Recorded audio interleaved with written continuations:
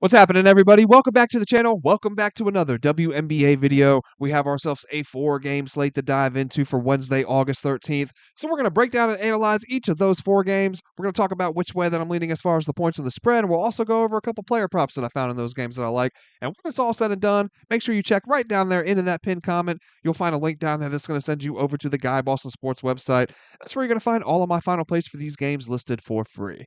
Now, before we dive into these games, let's go ahead and jump over there to the website. We need to take a look back to Monday, recap our plays from then, see what we took, and how that all ended up going down. And on Monday, we just have the one game on the slate, the Connecticut Sun and the Golden State Valkyries. We took the total in that one, under 156.5, and we do end up cashing out on the night. So just the one play, just the one game, but we do end up cashing. We go 1-0, 8-2 over our last 2 days, guys. Let's see what we can find with this 4-game slate. Let's keep that profitability and that positivity rolling right here into this Wednesday video.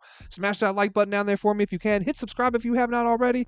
Let's dive into the mix, man. 7 p.m. tip-off time for our first game. Going to be the Chicago Sky taking on the Connecticut Sun. Sun are 2.5-point favorites in this one. We have a total sitting at 157.5. It's going to be the second straight on the road for Chicago, but they do have a 2-day rest advantage in this one. They've lost 2 in a row, 10 of their last 11 now.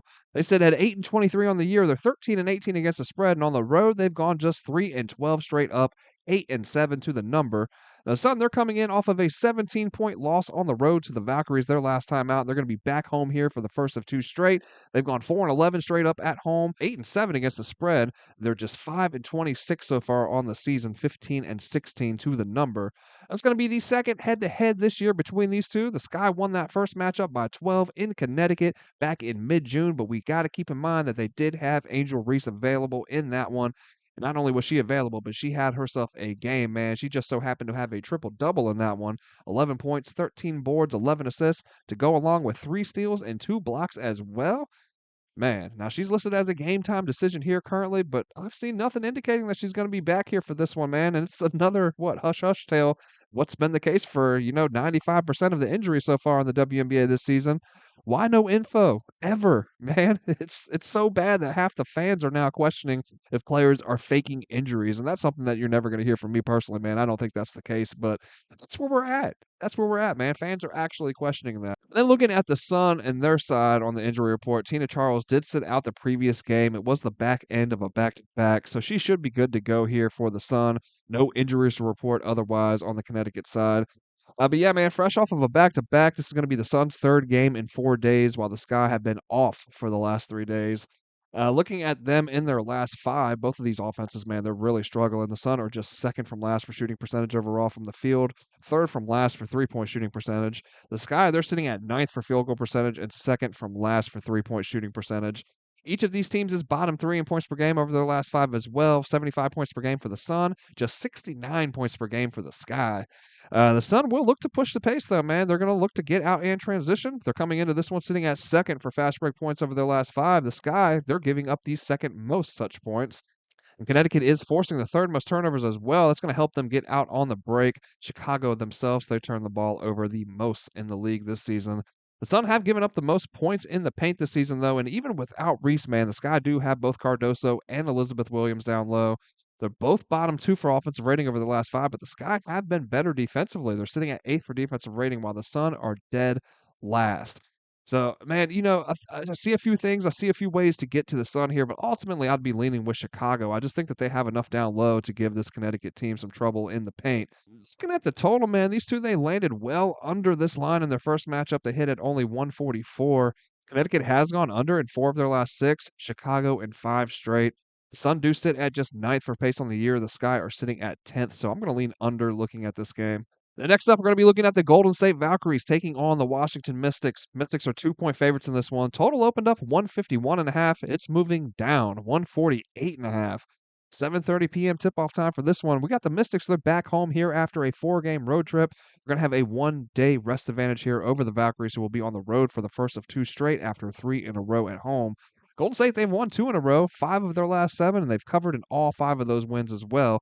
They're now 16-15 on the year, 19-12 against the spread. They are just 6-10 on the road, 8-8 to the number. 2 games behind them for that 8th and final playoff spot sits these Washington Mystics at 14 and 17. They're 15 and 16 against the spread, 7 and 8 at home to the number, but they have gone 9 and 6 straight up when playing at home. It's going to be the third head-to-head between these two, and the Valkyries won the first match at home by 2, the second match on the road by just 1. Typically coming off of a road trip, man, of multiple games, it leads to a flat spot, right? But with these Mystics, we've seen them in that scenario 4 times this season, and they've gone 3 and 1 in those games so far. Valkyries, they've gone 1 and 2 in their first game of each of their road trips. So advantage to Washington in that aspect there. Looking at these Mystics in their last 5 games at home, they're just third from last for offensive rating, but they are sitting up at fourth for defensive rating. Golden State, they come in at 6th for offensive rating in their last 5 on the road, but just 10th for defensive rating. These Mystics, they do rely heavily on inside scoring, man, playing around Kiki and Shakira Austin, and also the slashing and cutting abilities of Sonia Citron. They sit at 4th for points scored from the paint, but Golden State is giving up the fewest points from inside. They have done so all season long and also in their last 5 games as well. Washington did win the battle down low in each of the prior head-to-heads, though, between these two, right? They outscored these Valkyries 64 to 44 in the paint over those 2 contests. So I like the Mystics in this spot, man, but I want to make sure that Shakira Austin is out there before I lock this one in. She did miss their last one with a left leg injury. She is listed as a game time decision from what I can see. For the total, man, this number is crazy low. And it just keeps getting lower down to 148.5. But both these teams play slow, with the Mystics at just 9th for pace over their last 5. The Valkyries sitting at last in this regard. 5 of the last 8 have hit under for the Mystics, 3 in a row, and 6 of the last 7 have for the Valkyries. Over the last 5 games, Golden State is second from last for points per game, just 73 points per, while the Mystics come in at 10th in the W with only 76 points per game. Washington is giving up the third fewest points per game in their last 5 home games. The Valkyries have given up the fewest in their last 5 games overall. So I'm going to lean under here. But with that number where it's at, man, I can't see me trying to sweat out a total in this one, guys. We're going to be looking at the New York Liberty taking on the Las Vegas Aces with our next game. 9:30 p.m. tip-off time for this one. The Aces are 2.5-point favorites. Total sitting at 169.5. It's going to be a back-to-back for the Liberty, 2 in a row on the West Coast. And I am looking at this one here. I did my research before the Liberty take on the Sparks on Tuesday night, but man, they've been struggling. No other way to cut it, man. Injuries have hit hard for sure. Stewie's out to the end of the month. Sibley's out until mid to late August. Kennedy Burke has been out since the end of July. Now we have Isabel Harrison out as well with a concussion. Man, the Liberty are just getting thinner and thinner up front by the day. Now, of course, you could do much worse than a starting front court of Jonquel Jones and Emma Mieseman, both former Finals MVPs. But after that, man, there's not much size or length outside of Phoebus and Talbot. That's really this team's greatest strength is their size and their length. At full strength, man, when they're fully healthy, this team is elite. And I mean, it's either them or the Lynx, right, for the best team in the league. When missing any of the key pieces in this rotation, man, this team becomes pretty average. Over the last 8 games without Stewie in the mix, New York is just 8th for offensive rating, 9th for defensive rating. They sit at 10th with a net rating of negative 2.9. They're shooting just 33% from deep, only 8th in the W in that time span, and they're getting crushed on the glass as well. Dead last for offensive rebounds and third from last for total rebounds per game. They're getting absolutely no easy buckets, man. Dead last for second chance points, not forcing a ton of turnovers either. They're sitting at 10th for points scored off of turnovers. They're giving up the most points inside the paint as well. So just a big struggle bus over there for New York, man. And the Aces, they've been playing some pretty good ball as of late. And that scares me, you know what I mean? Even more than if they weren't playing good basketball, it scares me to kinda, like, try to back them here in this spot because this is a spot where I would love to back them, but history tells me to stay way, way, way away. You have the Liberty on the road. They're struggling up against a surging team that has won 4 straight, 6 of their last 7. Should be an easy Aces pick, right? It just never feels that way when I'm looking at the Aces, because this is exactly the kind of spot, like I said, where I would wanna back them, sing their praises even, but then they come out and they would put a dud up. They are 4th for offensive rating in their last 5. They are sitting at just 10th defensively. New York has had their trouble shooting the ball as of late, but this could be a spot to get that back on track some. In their last 5, Vegas is allowing the 5th highest shooting percentage from the field, the 6th highest from deep, while giving up the 3rd most threes. But the Aces should have the advantage here on the glass. They're giving up the 4th fewest rebounds per game, while the Liberty are giving up the most. With the rest advantage, man, no travel involved. The fact that Liberty have owned the Aces over the last couple of years, and there's revenge on the mind for these Aces with this New York team. They've lost the previous 2 meetings this season. I'm just too scared to pull the trigger personally, man. If you guys like them, don't let me hold you up. Me staying off of this one is probably like I said, for the best for any of you that are on the aces here. Once again, if you know, man, you know. Looking at that total, 4 of the last 5 have hit to the over for the aces, while the Liberty have hit to 5 straight unders. Head to head, we saw the over hit in their first match this year, followed by an under. Neither defense is playing well enough, to inspire me to look towards the under in this one, though. I'd be leaning towards an over looking at this game. And for our final game, fourth and final game on the slate, 10 p.m. tip-off time, Atlanta Dream taking on the Seattle Storm. The Dream are 1-point favorites in this one, total sitting at 160.5. Guys, this one, in my opinion, should be the best game of the evening. Both of these teams match up pretty well. You have the Dream on one side just absolutely rolling, man. They've won 5 in a row, 7 of their last 8, while the Storm have now lost 5 in a row and 7 of their last 9. But man, it's how close those losses are that are just killer for Seattle, right? Those 5 that they've lost in a row, they've all come by a total of just 17 points combined. They haven't lost by more than 4 points in any of those games, just losing close game after close game. They're going to be back home here after a short 2-game road trip, and then they'll be back out on the road after this to face off with the same Dream team for the second straight game. But that one, like I said, will be in Atlanta. The Dream, they're on their third and final game of this current road trip. They've gone 10-7, both straight up and against the spread on the road this year, and sit at 20-11 overall, 18-13 to the number.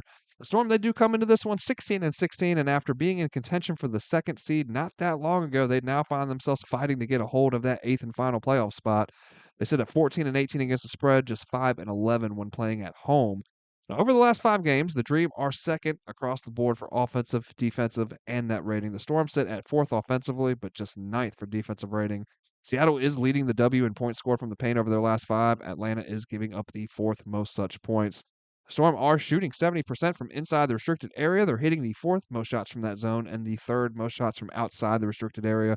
They're hitting the 3rd most shots from the mid-range and doing so at the highest shooting percentage in the W. Storm, man, they can definitely hang with you offensively. They're putting up just under 89 points per game in their last 5. They're shooting 46% from the field. That's 4th in the W, and they're turning it over at the 3rd lowest rate. So I like the Storm in this spot, man. It feels like a nice bounce back spot for them, a get right spot for them as well, and a potential letdown spot for this Atlanta Dream team. Jordan Canada is also questionable. She was helped off the court in their last time out. Storm are coming in this fully healthy. And then the newly acquired Brittany Sykes, man, she's going to be on game number 3 with the team, getting more and more acclimated with them as well, coming off of a 27-point performance their last game out. So give me the Storm in this one here, man. I'd like them on the money line and the plus money, man.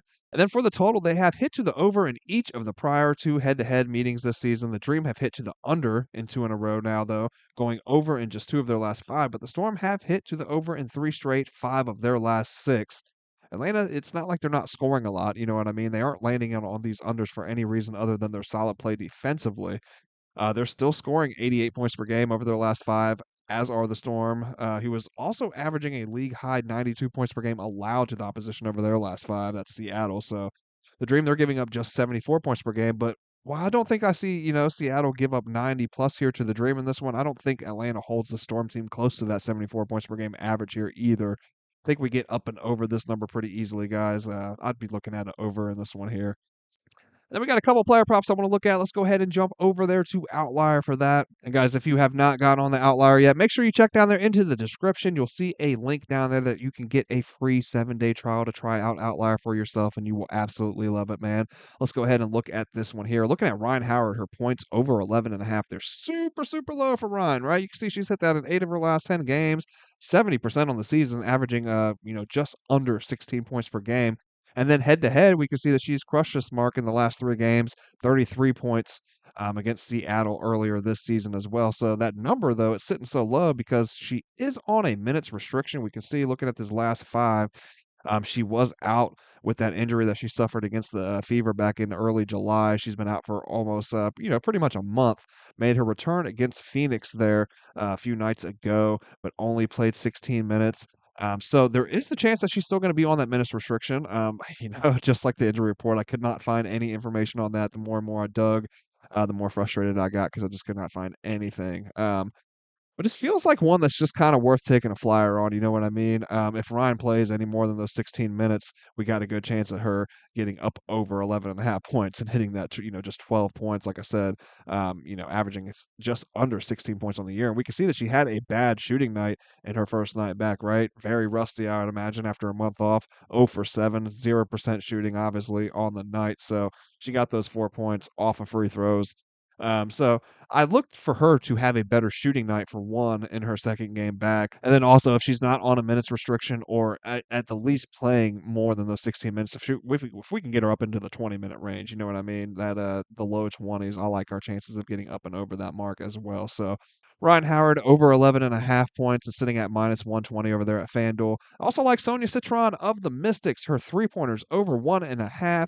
Minus 115 over there at Bet365. Now, if you look over here for the Valkyries for 3-pointers allowed defensively, they're sitting at third from last. So we love that, man. We kind of talked about that in that Mystics and Valkyries breakdown. And we've been saying that all year that that's the way to beat this Golden State team, guys. You got to beat them from outside because they're not going to give up a lot down low. Now we can see she's only hitting this in a 40% rate over her last 5 games, right? She has hit one 3-pointer at least in each of these games. So we do like to see that. She's getting the attempts, right? Hitting at 45% over her last 5, hitting at 45% over her last 10 as well. And then on the season, hitting at a 38% rate. So not doing bad whatsoever. Look at her head to head though in the 2 previous matchups. We can see that she did hit over that mark against the Valkyries. Now she hit on the hook, right? Landed at 2 in both of these games, but she did get up 6 shot attempts, and that kind of shows you, right, that Golden State, you're going to get your looks from downtown when you're playing against this Golden State Valkyries team. They're giving up the most 3-point attempts per game to the opposition. Now, Washington obviously doesn't shoot a lot of threes, but you can see Sony got them up in each of these games, 6 attempts in each of these games, and we just need her to hit 2 of those at a 33% rate. You know what I mean? So I like our chances here, man. And I definitely like it at that price at minus 115. That Sony Citron, her 3-pointers over 1.5 made. And guys, that is going to wrap it up. Hope you enjoyed the video today. Hope you found the content helpful and useful. And if you did, please don't forget to smash that like button on your way out and subscribe if you have not already. And that is going to wrap us up, man. Hope you guys all have a great night tonight. Hope you guys all cash out. And I'll see you back for the next one.